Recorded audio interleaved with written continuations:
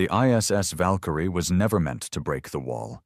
For centuries, the galactic wall had stood as an impassable boundary, an invisible, unbreakable barrier that marked the edge of known space. No species dared to cross it. No probes returned from the other side. Even the most powerful empires of the galaxy whispered of its horrors, treating it as a divine threshold never to be violated. But humans? Humans never did well with boundaries. Commander Adrian Kane stood on the bridge of the Valkyrie, hands clasped behind his back as the final countdown began. The ship was a testament to human ingenuity, an experimental warship reinforced with cutting-edge technology, built for the sole purpose of answering the one question that had haunted humanity for generations. What lies beyond? "All systems green," came the voice of Chief Engineer Kira Vasquez. "The resonance drive is stable. No anomalies." Kane nodded. "Then this is it." He glanced at the viewing screen, where the galactic wall loomed ahead. It wasn't a structure in the traditional sense. No towering fortifications, no metallic barrier. It was a distortion in space itself, a shimmering, churning vortex of unknown energy, stretching endlessly in all directions. It exuded an unnatural stillness, as though the universe itself ended here. "1 minute to impact," said Lieutenant Omar Patel. His voice was steady, but his hands twitched over his console. Everyone had heard the legends. The wall didn't let anything through. It didn't just repel, it erased. But the Valkyrie was built differently. Human scientists had spent decades studying the wall's frequency, deciphering its strange energy signatures. They believed, hoped, that their new resonance drive could break through where all others had failed. "Commander, are we really doing this?" Vasquez asked, her voice softer now. Kane met her eyes. He understood her fear. This wasn't just a mission. It was a leap into the unknown, the kind of insanity that defined human history. They had always been the species to push past limits, to spit in the face of danger. But sometimes, that arrogance led to catastrophe. "We came all this way," he said. "We finish what we started." Silence fell. Then, 5 seconds, Patel called. The Valkyrie surged forward.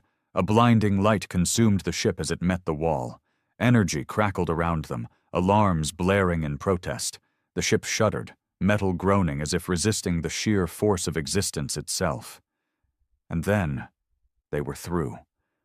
The bridge fell into eerie silence. The crew blinked at their screens. The turbulence was gone. The ship was intact. But the universe around them was wrong. Kane's breath hitched as he gazed at the screen. The stars had changed. They weren't simply shifted. They were different.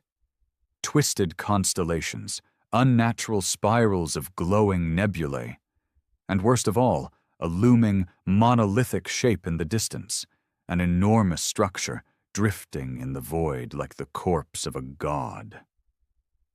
And then came the sound. A deep, reverberating hum filled the air, sinking into their bones. It wasn't from the ship. It wasn't from their comms. It was coming from outside. Something had noticed them. Something beyond the wall. The hum grew louder. It wasn't just a sound. It was a vibration that pressed into them, seeping into their bones, rattling their skulls. The bridge lights flickered, and for a split second, the walls of the Valkyrie seemed to stretch and contract, as if reality itself was breathing. "Status report!" Kane barked, shaking off the nausea twisting his stomach. "All systems still functional," Vasquez said, her fingers flying over her console. "But, Commander, I don't know what the hell we're looking at out there." She wasn't the only one. Every screen on the bridge showed the same view. An impossible landscape of alien stars, glowing with an eerie, unnatural light. The massive, monolithic structure in the distance loomed over everything like an ancient sentinel. But that wasn't the worst part. The worst part was that something was moving. At first, it was barely noticeable. A ripple in the void, like light bending around an unseen force. Then, shadows, slithering between the stars, shifting in ways that made no sense. Shapes that had no form, yet felt alive. Detecting something, Patel murmured. His hands were trembling. No, many somethings. They're not on any known spectrum. It's like they're outside normal space. Kane's jaw tightened. Weapons status? Online, Patel confirmed. But sir, I don't know if our weapons will even work here. That was the terrifying truth. The Valkyrie was built for war, but it had never been meant to fight this. The hum deepened. The entire ship groaned in response, metal straining as though unseen hands were pressing against its hull. Then, a voice. Not spoken. Not heard. It bypassed the ears and slammed directly into their minds. You are not supposed to be here. The crew recoiled. Patel let out a strangled gasp. Vasquez clutched her head, face contorted in pain. Kane gritted his teeth, fighting against the overwhelming pressure in his skull. It wasn't just a voice, it was a presence, vast, endless, wrong. Kane forced himself to speak, though his voice felt small in the face of something so limitless. Who are you? He demanded. What is this place?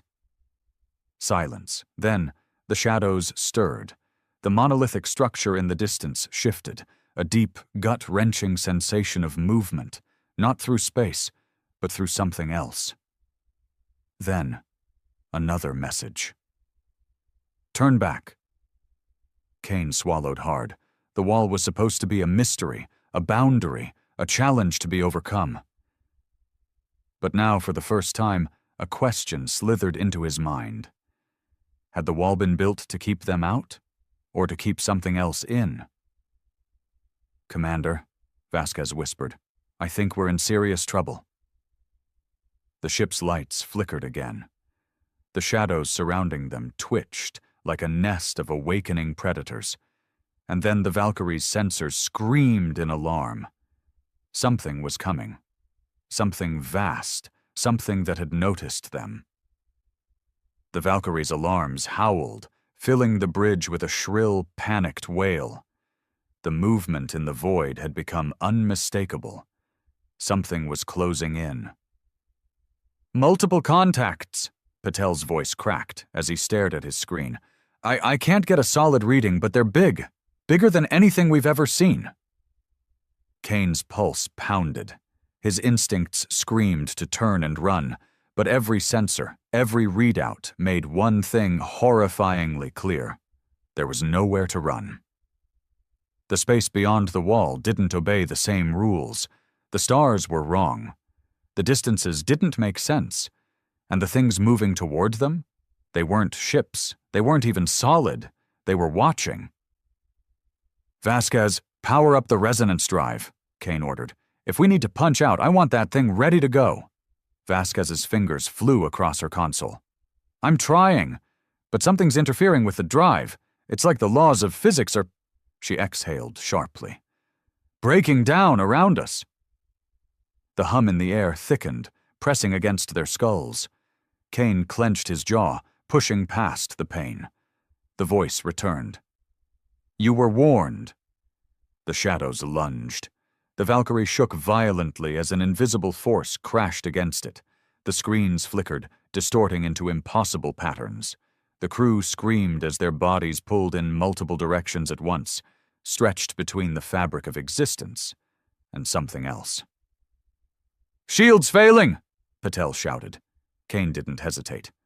Fire everything! Full spread! The bridge lights flared red as the Valkyrie's weapons roared to life. Railguns spat slugs of hyper-dense metal. Plasma cannons erupted in fiery arcs. Missiles streaked into the void, locking onto nothing. And then, impact. The shadows reacted. The moment the first shot landed, a terrible, piercing screech tore through the ship. It wasn't a sound. It was a feeling, a presence of rage, of something old and hungry. The void writhed, and the shadows struck back. An unseen force slammed into the Valkyrie, sending it spiraling. The artificial gravity flickered, and for a moment Kane felt himself lifted outside his body, staring into something far, far larger than himself. A shape. A city of twisting, writhing towers, stretching beyond infinity. A place that was alive. A place that had been waiting. And in the heart of it, something turned its gaze upon him. Kane crashed back into his seat with a ragged gasp. The vision vanished, but the dread remained. "We have to leave," Vasquez screamed. "Resonance drive at 60%. I'm forcing a bypass." The ship groaned as another impact rocked it. Patel clung to his console, his face pale with terror.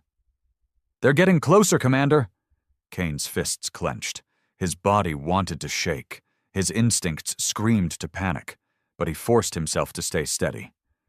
"Vasquez," he said, voice like steel, "whatever it takes, get us out of here." Outside, the void shifted. The monolithic structure in the distance was no longer distant. It was moving, and it was reaching for them. The Valkyrie shuddered under another unseen impact, the force rippling through its reinforced hull like a hammer striking glass. Kane's grip on his chair tightened as he scanned the distorted readings on the display. The sensors were useless, constantly shifting, unable to make sense of whatever was out there. The only thing they knew for sure was that something vast and wrong was closing in. "Resonance drive at 70%, Vasquez yelled over the alarms. Sweat glistened on her brow as she frantically rerouted power, bypassing safety protocols and redlining the system. "I can force an early activation, but—" She didn't finish her sentence, because at that moment the Valkyrie lurched, not forward, not backward, but sideways, as if space itself had grabbed the ship and dragged it. Kane felt the pull deep in his gut, a nauseating sensation of being unstuck from reality. His vision blurred, momentarily flickering between what he knew to be real and something else entirely. A glimpse of a city. Not built, grown. Towering, spiraling structures of blackened material, shifting and pulsating as if breathing. Rivers of liquid light coursed between them, feeding into vast, towering obelisks. The sky was not a sky, but a churning mass of eyes, impossible, uncountable, staring in all directions at once. And then, a presence. It saw him, not just him, humanity. A wave of understanding flooded his mind, a warning, a punishment, a question, and then, a choice. Kane gasped as reality snapped back. He was in his chair again. The bridge was still there, his crew, alive, though barely holding on. Vasquez coughed and wiped blood from her nose. "Commander, we're losing structural integrity. Whatever this place is, it's trying to keep us here." Kane didn't need a scientist to tell him that. He could feel it. The more they resisted, the more the space around them tightened, pulling them deeper. "Patel!" Kane barked, his voice like iron. "Weapons now! I don't care if you can't see a target. Fire everything at maximum yield." Patel's hands flew over the controls. "Aye, Commander! Firing now!" The Valkyrie unleashed hell. Railguns roared, their slugs vanishing into the distorted void. Plasma lances cut through the darkness, striking something. The shadows convulsed, writhing in response to the assault. The deep hum that had plagued them since their arrival wavered, flickering between frequencies like a wounded animal howling in agony. And then, for the first time, the shadows screamed. The force of it was indescribable, not sound, not light, but meaning. It spoke directly into their existence, a raw and primal command that resonated in every molecule of their being. "You will not leave." The ship twisted violently. Bulkheads groaned, consoles exploded. A shower of sparks rained across the bridge as the artificial gravity failed for a fraction of a second. Kane slammed against his restraints, gritting his teeth against the suffocating weight of the entity's presence pressing down upon them. Vasquez's hands flew across the console. "Resonance drive at 95%! We're almost there! Just hold on!" Kane's mind raced. They had seconds. Maybe less. Whatever was beyond the wall, it wasn't just alive. It wasn't just watching. It was waiting. And now that they had come, it wouldn't let them go without a price. "Patel," Kane grunted. "Fire again. Everything. Now." "Sir, we barely—" "Now!" Patel slammed his palm onto the controls. The Valkyrie roared. Every remaining weapon system fired at once. Missiles, railguns, plasma bursts, kinetic rounds. The void erupted in a storm of fury, the impact sending ripples through the shadows. And then, a breach. For a split second, the Valkyrie's sensors detected something real. A distortion. A weak point in whatever force held them. Kane didn't hesitate. "Vasquez!" he roared. "Punch it!" Vasquez slammed the command key. The Valkyrie's engine screamed as the resonance drive activated at full force. A shockwave of energy blasted outward, tearing through the unnatural gravity pulling them down. The ship shuddered, its hull groaning as it pushed past the threshold. The last thing Kane saw before the ship ripped free was the city, moving. Not crumbling, not fading, advancing, reaching. The Valkyrie surged forward, space folding around it as the resonance drive punched them back toward the wall. The distorted reality blurred, and then, in an instant, they were through. Silence. The Valkyrie hung in the void, its systems flickering, stabilizing. The stars were right again. The galaxy, their galaxy, stretched before them. They had escaped. But the hum, it was still there, quieter, fainter, but no longer coming from outside. It was coming from within the ship. Kane closed his eyes, his chest rising and falling in ragged breaths. They had broken the wall, but something had followed them through. The Valkyrie floated in the familiar vastness of space, but something was wrong. Kane sat rigid in his command chair, his breath coming in slow, controlled pulls. The hum, the ever-present, suffocating hum, was no longer outside. It vibrated within the walls of the ship, like a second heartbeat thrumming beneath the metal. Vasquez wiped sweat and blood from her forehead, checking the status of their location. We're back," she said, voice laced with disbelief. "Confirmed. We've crossed the wall." Patel let out a heavy breath, sagging over his console. "Jesus," he muttered. "I thought we were done for." They should have felt relief. They had survived the unknowable, fought their way back into real space. The mission, for all its failures, had accomplished the impossible. But no one relaxed, because something was still here. "Talk to me," Kane ordered, keeping his voice steady. "Systems report?" Patel's fingers danced across his console. His eyes darted nervously over the data. "No major hull breaches, no critical failures, engines, strained but operational," he said. "Resonance drive is fried, though. We won't be making another jump like that anytime soon." Vasquez frowned.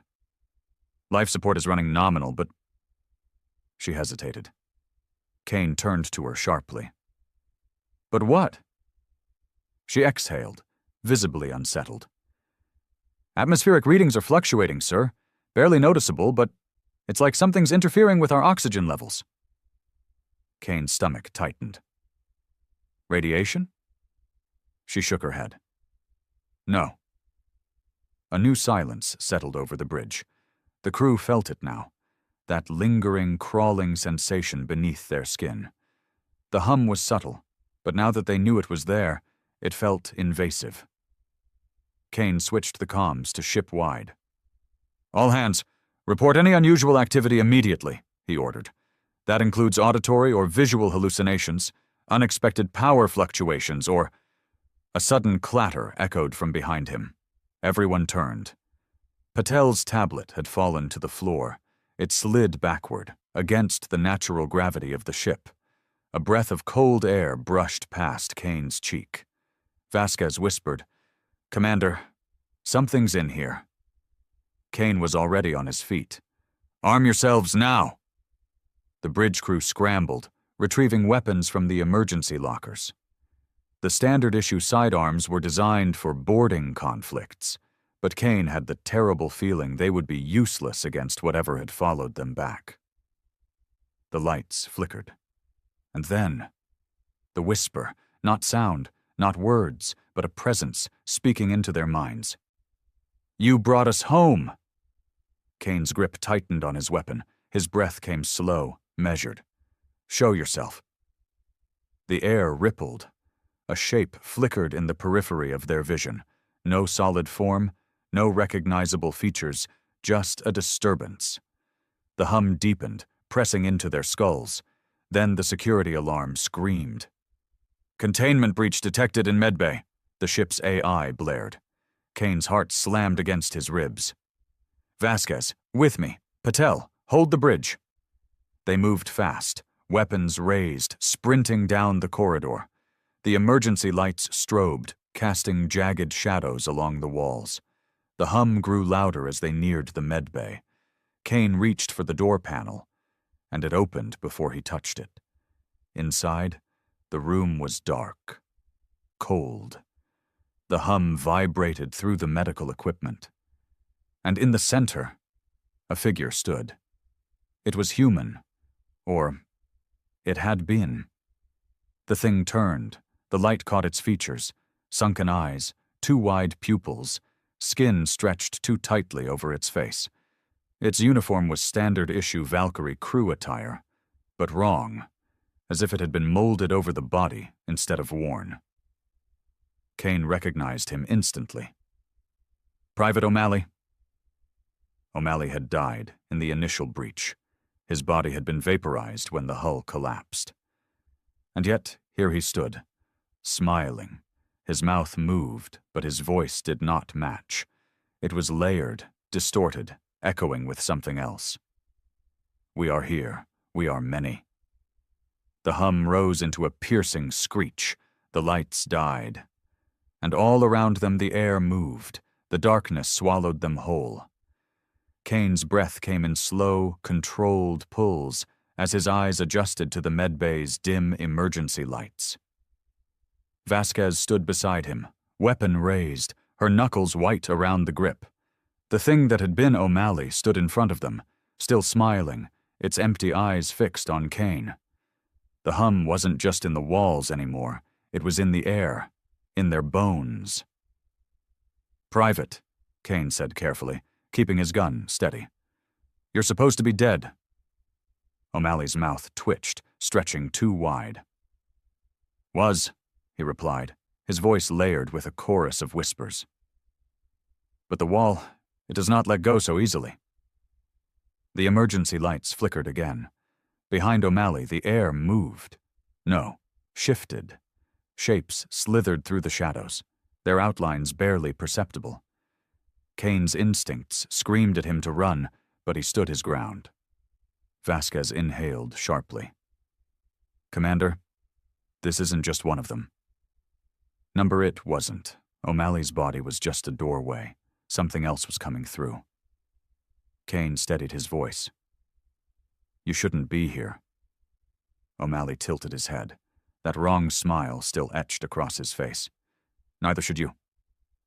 His pupils dilated, expanding unnaturally until they consumed his irises. "We were waiting, for so long. And then, you opened the way." The hum spiked, the room shook. Vasquez fired. The shot was dead on, plasma round burning a hole straight through O'Malley's chest. He didn't fall. He barely even reacted. The wound sizzled, but instead of bleeding, it spread. Dark tendrils unraveling from the edges, curling outward as if tasting the air. O'Malley laughed, the sound scraping against their eardrums like static. Then he took a step forward. Kane's instincts kicked in. "Fall back!" He and Vasquez sprinted for the door as the medbay erupted into chaos. The shadows lunged, writhing across the floor, reaching with jagged, finger-like tendrils. Kane dove through the doorway as Vasquez slammed the emergency lockdown. The reinforced blast door sealed shut just as something slammed into it from the other side. Kane stumbled back, his chest heaving. Vasquez stood beside him, weapon trembling in her grip. The medbay's speakers crackled. Then, O'Malley's voice whispered through the ship. "Let us in!" The lights overhead burst, plunging the corridor into flickering red.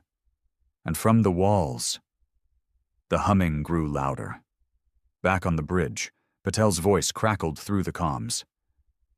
"Commander, what the hell is going on?" Kane took a breath. "Medbay is compromised." He forced himself to stay calm. "We've got something wearing O'Malley's face." A pause. Then Patel's voice came back, lower, uncertain. "Sir, we have a problem up here too." Kane's stomach clenched. "What kind of problem?" Another pause. Then, "We just got an incoming transmission." Kane and Vasquez exchanged a glance. "From who?" Patel's voice came back, almost a whisper. "From us." The blood drained from Kane's face. "Repeat that." Patel swallowed. "Sir, we're receiving a distress signal from the Valkyrie." Kane's grip tightened around his weapon. "That's not possible." The comms buzzed. Patel's voice was shaky now. "It's on all frequencies. The signature is 100% match. It's us, Commander."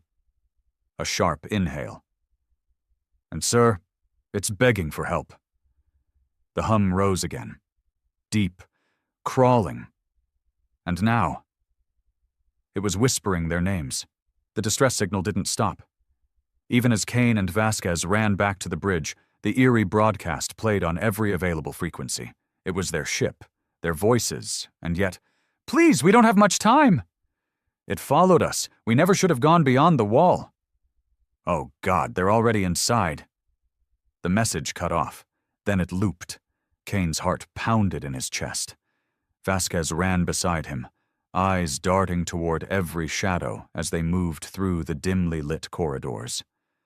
The hum was no longer just beneath the walls. It moved with them now, slithering through the air, pressing against their minds. They reached the bridge and sealed the doors behind them. Patel was at his station, pale-faced, his hands gripping the console like a lifeline. It's been playing on repeat, Commander," he muttered. "It's us, but it can't be us." Kane exhaled sharply. "Play it again." Patel hesitated. Then he pressed the control. The transmission buzzed back to life. "This is the UHS Valkyrie, requesting immediate assistance. Kane's breath hitched. He heard his own voice.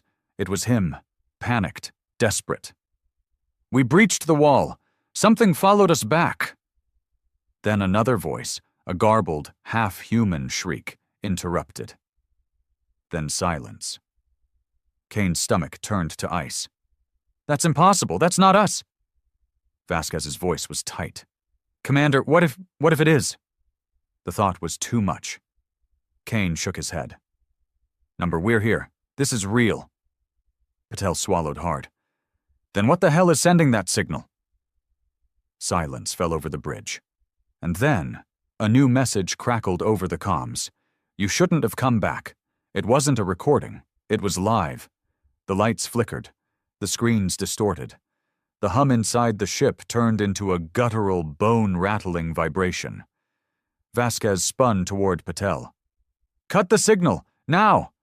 Patel's hands flew over the controls. "I'm trying." His fingers hovered over the interface, but it wasn't responding. The screens warped, the text shifting into incomprehensible symbols. And then, a video feed activated.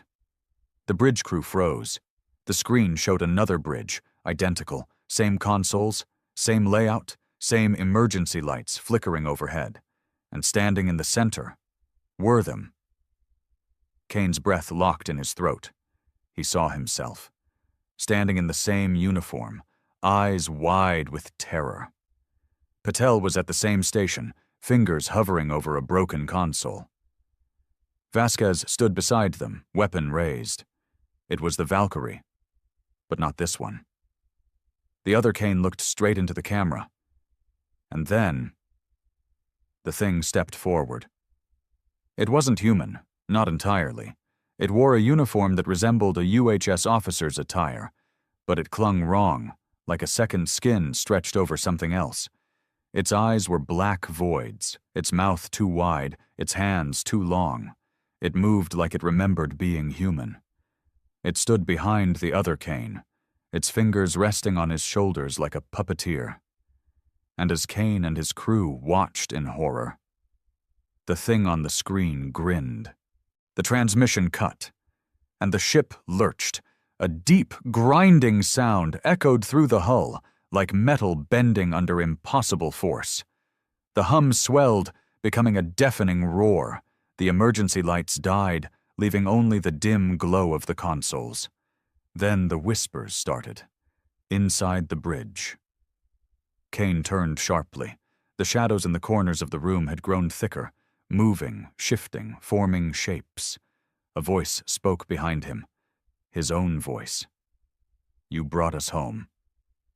Kane's blood turned to ice. They weren't alone anymore.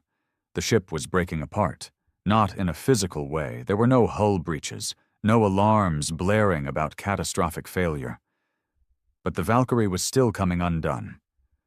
The whispers in the walls were everywhere now, crawling beneath the crew's skin, settling inside their thoughts like parasites. The lights flickered wildly, casting twisting shadows that never quite matched their movements. And worst of all, the other crew was inside. Kane's heart pounded as he turned in slow horror.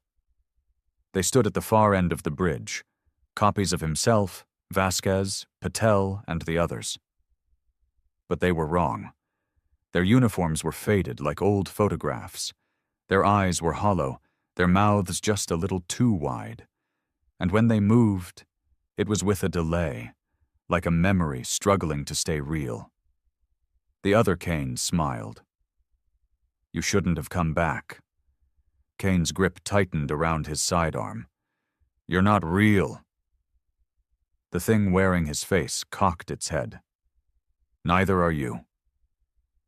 The words slammed into Kane's skull with an almost physical force. His vision wavered. For half a second, he wasn't standing on the Valkyrie's bridge anymore. He was floating, surrounded by endless black. No ship, no crew, just void. A whisper curled around his ear. "You left us behind." He blinked, snapping back to reality. Vasquez's voice cut through the haze. "Commander." The others were moving now, stepping toward them in eerie synchronization. Kane fired. The plasma shot ripped straight through his doppelganger's chest. It did nothing. The thing wearing his face took another step forward, smiling wider. Vasquez didn't wait. She grabbed Patel and pulled him toward the emergency override panel. "We need to get out of here now!" Kane backed up, his mind racing. "Where's the real ship?" Patel's voice was panicked. "What if this is the real ship?" That was the trick. That was the trap. The Valkyrie had shattered the wall, and now it was inside the fracture. Kane forced himself to think. If this place was an echo, if it was just a loop, then there had to be a way to break it. The thing wearing his face was almost close enough to touch now. Kane made a split-second decision. "Brace!" He slammed his fist onto the emergency purge controls. A warning siren blared. The ship's core overloaded, and the Valkyrie fell. The sensation was indescribable. It wasn't like entering warp, where space bent and twisted in familiar ways. This was deeper. The universe itself ripped apart. The ship tore free from the wall's grasp, plunging into something else. And then, Silence. Kane gasped, sucking in breath as if he'd been drowning. The hum was gone. The lights were normal. The ship's systems stabilized. Vasquez groaned, pushing herself up from the floor. What the hell just happened? Kane turned towards the view screen. The wall was behind them now, distant and silent. No whispers, no shadows. Just a great, empty void, stretching beyond human comprehension. Patel checked the readings. Sir, we're back. We're in known space. His voice was shaking. We made it. Kane exhaled. Status check. Vasquez tapped at her wrist console. All hands accounted for. Patel hesitated, then his face paled. Not all. Kane's stomach dropped. What? Patel swallowed hard. We have one extra crew member. Kane's blood ran cold. They turned, and at the far end of the bridge, standing perfectly still, was a figure. It was wearing a Valkyrie uniform. But its face was missing. The lights flickered, and the hum started again. Kane sat in his quarters, staring at the single sheet of paper on his desk. The incident report. He was supposed to fill it out, explain what had happened beyond the wall, detail the breach, the encounter, the thing they had brought back with them. But how could he put it into words? How could he describe the way reality itself had twisted around them, the way the Valkyrie had been copied, consumed, replaced? How could he explain that something was still here? The hum had returned. Faint, almost imperceptible. But it was there. Vasquez had noticed it, too. She hadn't spoken much since they returned, but her eyes were constantly moving, scanning the corridors, watching the shadows.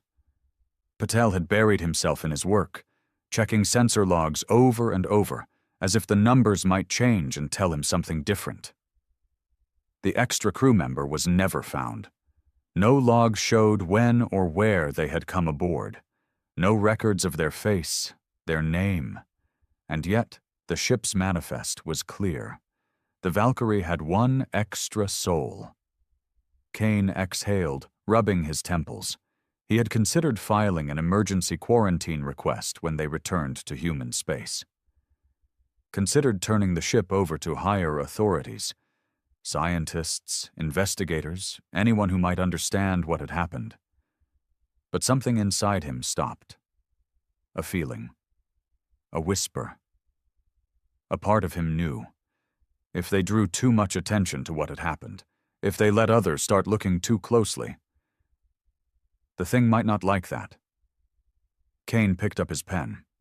He wrote a single sentence on the report. No anomalies detected. Mission success. Returning to port. He stared at the words. And then, somewhere in the room, something shifted. The lights flickered. The hum grew louder, and behind him, a shadow moved. The chamber trembled, not from any weapon, not yet, but from the weight of what had just been said. A low hum pulsed through the crystalline walls of the Galactic Council's sanctum, a sprawling dome of light and shadow that hung in the void like a god's forgotten jewel. Hundreds of species sat in their tiered seats, their forms a chaotic tapestry of scales, feathers, and glowing tendrils. Eyes, some compound, some singular, some blind but all-seeing, fixed on the human envoy standing alone at the center. His name was Elias Kor, and he carried the kind of quiet that made the air feel like it was lying to you, hiding something jagged beneath its stillness. You heard me, Elias said, his voice rough as gravel, cutting through the murmurs that rippled across the chamber. Humanity's done playing by your rules. We've built something you can't ignore.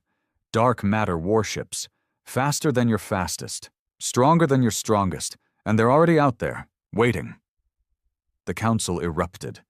A Skravith delegate, its 6 limbs thrashing like storm-whipped branches, screeched a protest in a language that sounded like glass shattering. A Lumora, Its bioluminescent skin, flaring red with indignation, rose and bellowed, "This is an outrage, a violation of the concordance." Others joined the chorus, accusations, threats, pleas, but Elias didn't flinch. He stood there, hands clasped behind his back, his gray uniform creased but unyielding, like he'd walked out of a war zone and into their pristine little world without bothering to dust off the ash. I watched from the shadows, my heart hammering against my ribs. "My name's Talia Vren, and I wasn't supposed to be here. Not in the council chamber, not on this station, not anywhere near Elias Core. I was a nobody, a maintenance tech with a knack for slipping through security grids, a human who'd spent her life scraping by on the fringes of the galaxy's glittering core. But I'd heard the rumors. We all had. Whispers of ships that didn't just bend space but tore it apart, fueled by something the Council had forbidden centuries ago. Dark matter. And when I'd seen Elias's shuttle dock, when I'd caught the hard edge in his eyes through a cracked viewport, I knew I had to follow him. I had to know if it was true. The High Arbiter, a towering figure draped in robes that shimmered like liquid starlight, raised a clawed hand. Silence fell, heavy and suffocating. "Envoy Core," it said, its voice a deep resonance that vibrated in my bones. "You speak of war. You bring chaos to a peace we have bled to maintain. Explain yourself, or the consequences will be dire." Elias tilted his head, a faint smirk tugging at his lips. "Peace? You call this peace? Your concordance is a leash, Arbiter. You've kept us small, kept us weak, while you hoard your tech and your worlds. Humanity's tired of begging for scraps. We've taken what's ours." The chamber held its breath. I edged closer, my boots silent on the polished floor, my pulse loud enough to betray me if anyone cared to listen. Elias wasn't wrong. I'd seen it. Earth's colonies choking on dust, children born with lungs too weak to breathe unfiltered air, all while the Council's favored races thrived on planets we'd never touch. But warships? Dark matter? That was a line no one had crossed. Not until now. The Arbiter leaned forward, its eyes narrowing to slits of cold light. "You claim power, but power without proof is noise. Show us, human. Show us these warships." Elias's smirk widened, and my stomach dropped. He raised a hand, and a hollow projector flickered to life above him. The image was grainy at first, then sharpened into something that stole the air from my lungs. A fleet. Dozens of ships, sleek and black as the void itself, their hulls rippling with an energy that didn't reflect light but swallowed it. They moved like predators, cutting through space with a grace that felt wrong, unnatural. The Council gasped, recoiled, some even prayed in their strange tongues. I couldn't look away. "These," Elias said, his voice low and dangerous, "are the Eclipse Legion. And they're not here to negotiate." The chamber exploded again, but this time it wasn't just noise. It was fear. Real, raw fear. I pressed myself against the wall, my mind racing. I'd wanted truth, and now I had it. Humanity wasn't just rising. We were clawing our way up, bloodied and furious, and we'd built monsters to do it. But as Elias stood there, unbowed, I couldn't shake the question gnawing at me. What happens when the monsters turn on us? The holo image of the Eclipse Legion hung in the air like a death sentence, its dark ships casting shadows that seemed to crawl across the chamber floor. The Galactic Council's outrage had melted into something uglier, panic laced with desperation. A Verk delegate, its insectoid mandibles clicking furiously, shrieked about sanctions, while a gelatinous Othrin pulsed warnings of annihilation. But Elias Core didn't move, didn't blink. He just watched them unravel, his silence louder than their chaos. I couldn't breathe right. My chest felt tight, like the air itself was pressing down on me, and my hands shook as I gripped the edge of a maintenance panel I'd ducked behind. I'd seen plenty in my years. Riots on colony outposts, smugglers gutted over bad deals. But this was a reckoning. Humanity had always been the scrappy underdog, the species the Council patted on the head and sent back to its crumbling worlds. Now we were the ones baring teeth, and I didn't know if I should be proud or terrified. The High Arbiter's voice cut through the din, sharp as a blade. You threaten the balance, Corps. You threaten us. If these ships are real, if they are as you claim, then you have ignited a fire that will consume your kind first. Elias laughed, a low, bitter sound that made my skin prickle. Consume us? Arbiter, we've been burning for decades. You just didn't care to look. Your balance is a lie, and we're done pretending it's not. He stepped forward, his boots echoing in the sudden hush. The Eclipse Legion isn't a threat, it's a promise. Step aside, or we'll carve our own path. I wanted to believe him. God, I did. I'd grown up on stories of Earth's defiance, how we'd clawed our way into the stars despite the odds, how we'd survived when every other species said we wouldn't. But there was something in his eyes, a hardness that went beyond defiance. It was hunger, cold and endless, and it scared me more than the Council's bluster ever could. A new voice broke the tension, smooth and oily, slithering into the silence. It was Counselor Zethra, a serpentine clitherin with scales that glinted like polished obsidian.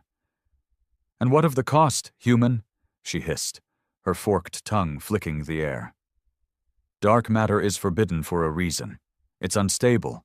It corrupts. Have you not considered what your toys might do to your own people? Elias turned to her, and for the first time, I saw a flicker of something. Anger, maybe, or doubt. It was gone as fast as it came. The cost? He said. The cost was paid by the millions who died while you sat here debating our worth. We've mastered it. That's all you need to know. Mastered it. The words hung there, heavy and untested. I didn't know much about dark matter, just scraps I'd overheard from engineers and smugglers. It was the stuff of nightmares, a force that could bend reality but break it just as easily. The Council had banned it after the Cataclysm, a war that left entire systems as lifeless husks. If Elias was lying, if we hadn't mastered it, then Zethra was right. We'd be the first to burn. The Arbiter raised its hand again, and the hollow flickered out, plunging the chamber into a dim, uneasy glow. Enough, it said. You have made your declaration, Envoy Corps. Now we will make ours. The Council will convene. You will wait. Elias nodded, a curt dip of his head, and turned to leave.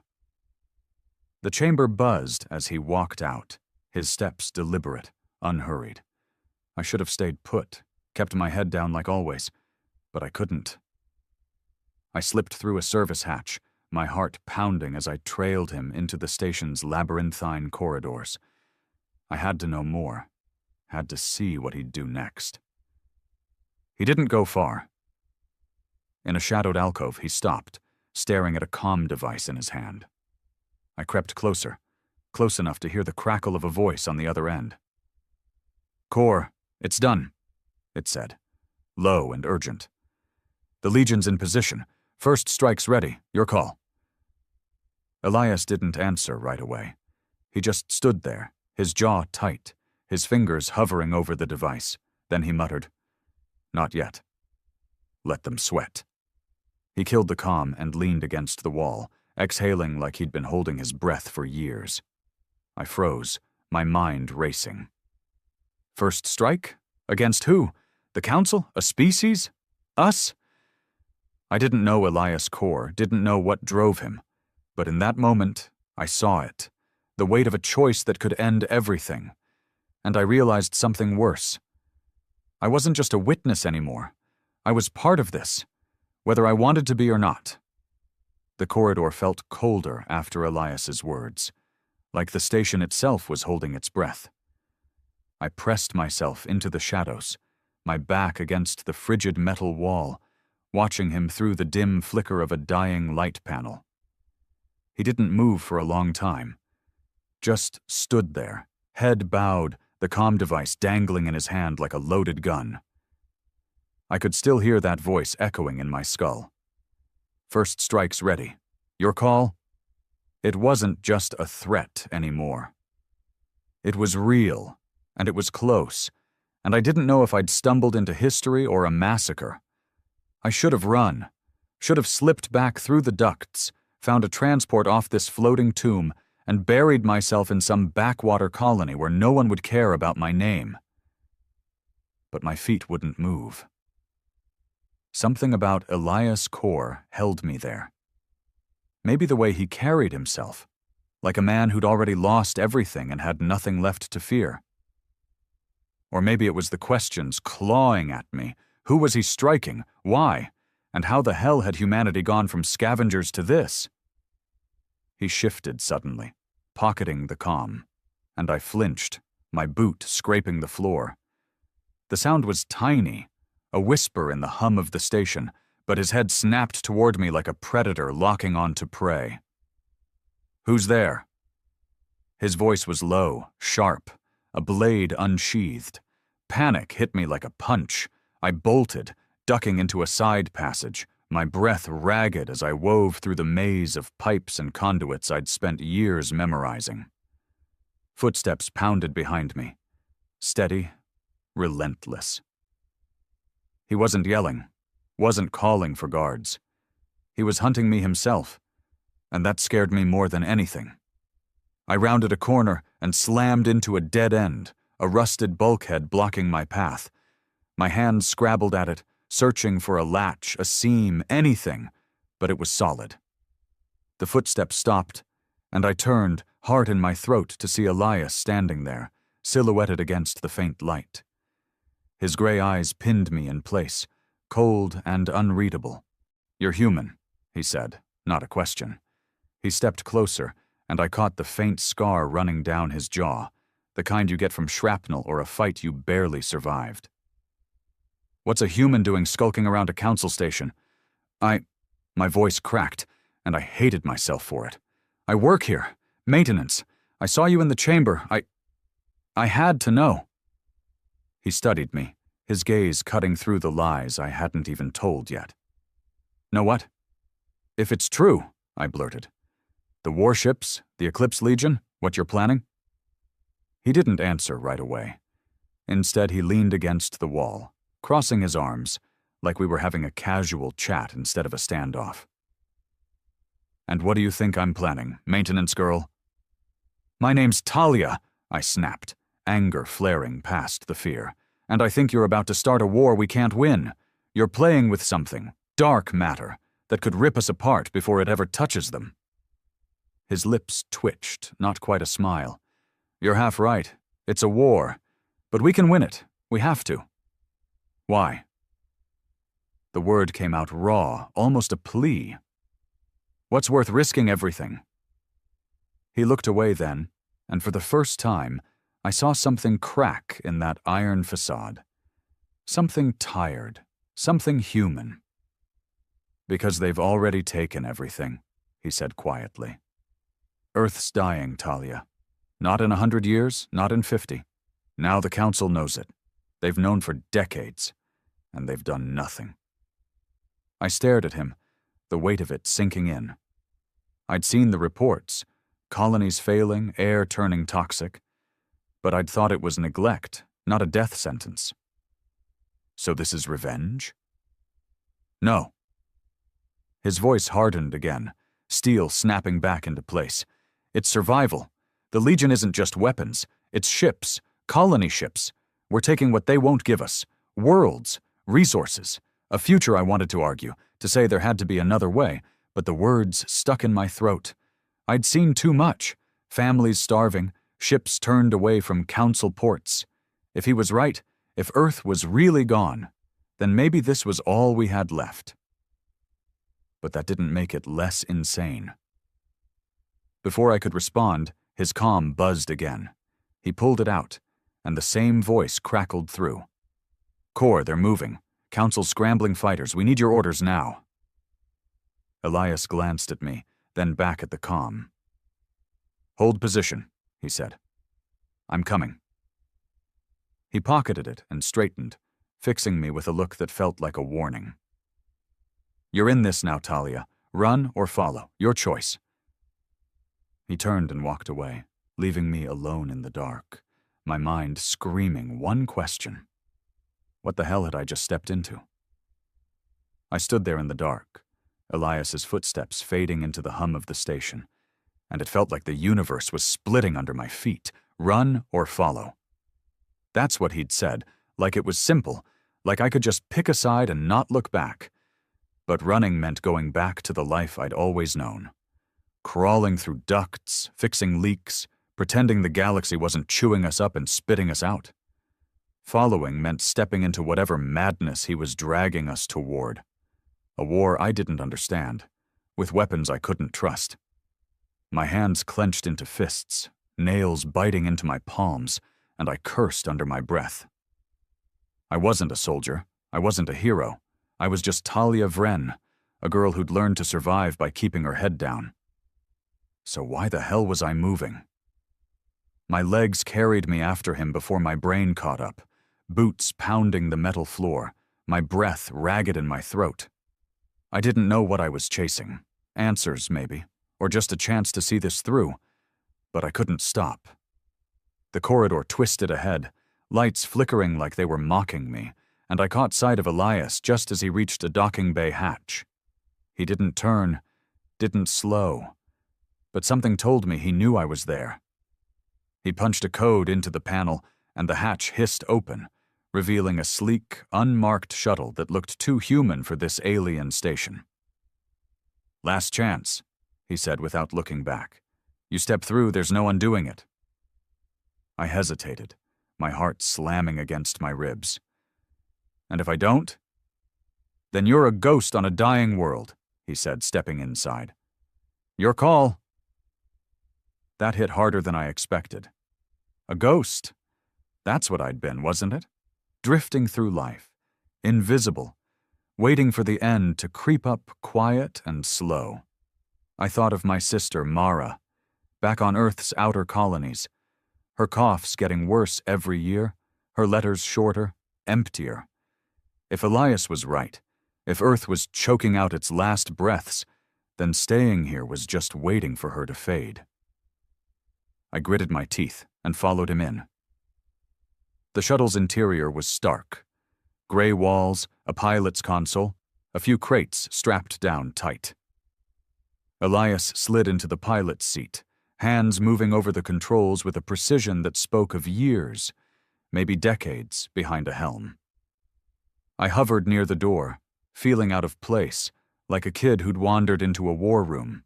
Strap in, he said, not glancing up. We're not sightseeing. I fumbled with the harness on a jump seat, my fingers clumsy as the engines hummed to life. The shuttle lurched, and through the viewport, I saw the station's bay doors peel open, revealing the black expanse beyond. Stars glittered, cold and distant, but there was something else out there. Shapes moving in the void, too fast, too dark. My stomach twisted. The Eclipse Legion. They were real and they were close. Where are we going? I asked, my voice steadier than I felt. To the Revenant, he said. Flagship. You want answers? You'll get them there. The shuttle shot forward, and the station shrank behind us, a fragile speck against the endless dark. I gripped the harness, my mind racing. The Revenant. I'd heard rumors, whispers of a ship that didn't just fight, but devoured, a monster born from humanity's rage, and now I was hurtling toward it, toward a fleet that could rewrite everything or burn it all down. Elias's comm crackled again. Core, Council fighters are launching. They're locking onto our signals. Orders? Engage cloaks, he said, his voice calm, almost bored. Let them chase ghosts. Copy. Cloaks up. They're blind. The line went dead. I stared at him. Cloaks? You mean... Dark matter fields, he said, finally meeting my eyes. Bends light, scrambles sensors. They won't see us until we want them to.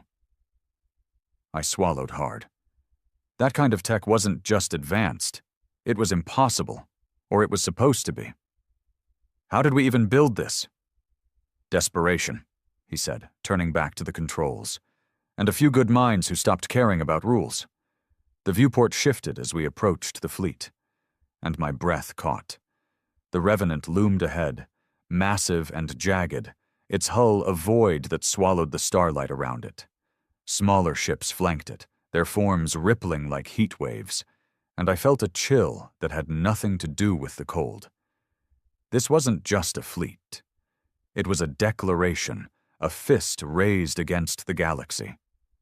Elias guided the shuttle into a docking bay, and as the clamps locked us in, he stood, fixing me with that same hard stare. Welcome to the fight, Talia. Hope you're ready? I wasn't, not even close, but as the hatch opened and I stepped onto the Revenant's deck, I knew there was no turning back now. The Revenant's docking bay swallowed us whole, a cavern of steel and shadow that smelled of ozone and sweat. The air buzzed with activity. Crews in patched uniforms darted between crates, their voices clipped and urgent, while the low thrum of machinery pulsed like a heartbeat. I stepped out behind Elias, my boots clanging on the grated floor, and felt like I'd walked into a storm that was just waiting to break. These weren't the polished soldiers of council vids or the sleek drones of their fleets. These were people, gritty, tired, human, and they moved with a purpose that made my skin prickle. Elias didn't pause, didn't explain. He strode forward, barking orders to a wiry tech who saluted and scrambled off. I trailed him, my eyes darting everywhere, past the weld scars on the walls, the dark matter conduits snaking overhead like veins, the faint glow of holoscreens flickering with data I couldn't read. This wasn't just a ship. It was a fortress, a weapon, a lifeline. And I was starting to see why Elias had called it survival. You gonna keep gawking? Or you got something useful to say? He tossed over his shoulder, not breaking stride. I bristled, jogging to catch up. I'm here, aren't I? Maybe start with why you're dragging me into this instead of leaving me back there. He stopped so suddenly I almost crashed into him. He turned, his gray eyes boring into mine, and for a second I thought he'd sent me packing. You followed me, Talia. I didn't drag you anywhere. You want out? There's the hatch.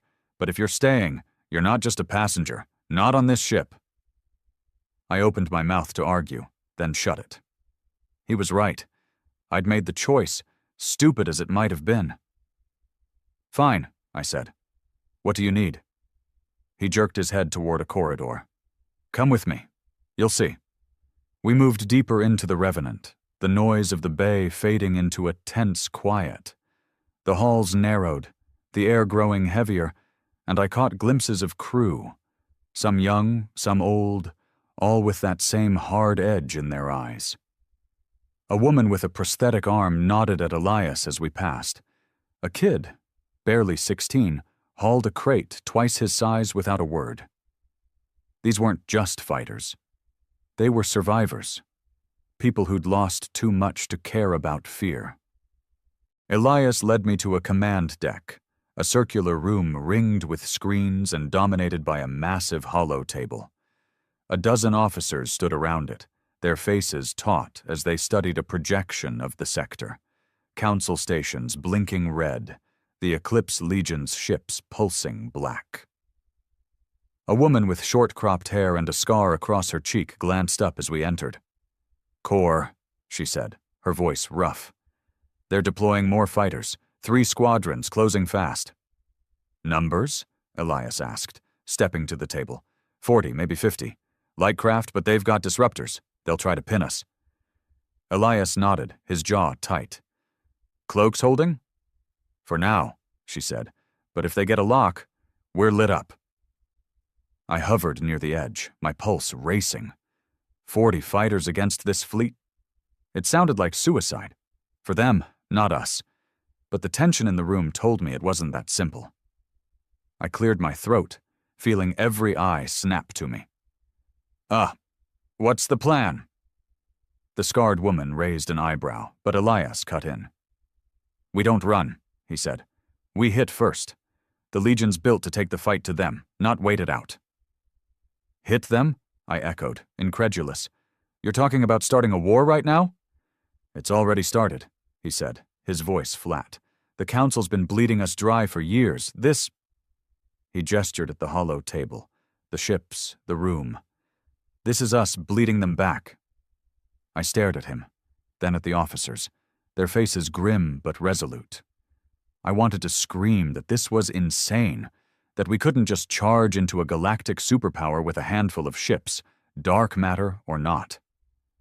But then I thought of Mara again, her last letter, the way she'd signed it with a shaky hand, and the words died in my throat. If this was survival, maybe it was worth the madness. Before I could say anything, an alarm blared, red lights flashing across the deck. "Contact!" someone shouted. "Council fighters inbound, 5 minutes!" Elias didn't flinch. He leaned over the table, his voice calm as ice. "All ships, battle stations, target their lead squadron, dark matter cannons full charge." The room erupted into motion, orders flying, screens lighting up with trajectories and power readings. I stumbled back, my heart hammering, as the Revenant shuddered beneath us, its engines roaring to life. Elias glanced at me, just for a second, and there was something in his eyes, regret, maybe, or resolve. "Hold on, Talia," he said. "It's about to get loud." And then the first cannon fired, and the galaxy shook.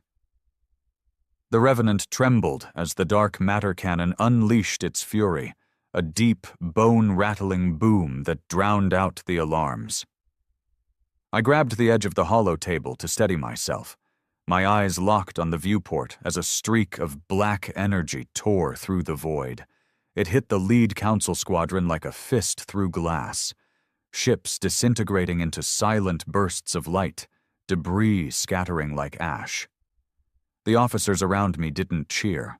They just watched, faces hard, hands moving over controls with grim precision.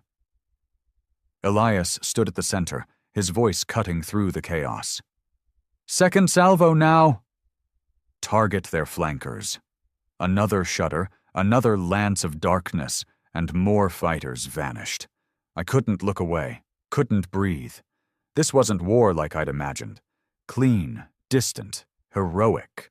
It was slaughter, raw and ugly, and we were the ones wielding the blade. The scarred woman, Captain Riza, I'd heard someone call her, snapped. "They're breaking formation, scattered signals, 10 left." Her voice held an edge of triumph, but Elias didn't relax. He leaned closer to the hollow table, eyes narrowing at the flickering red dots.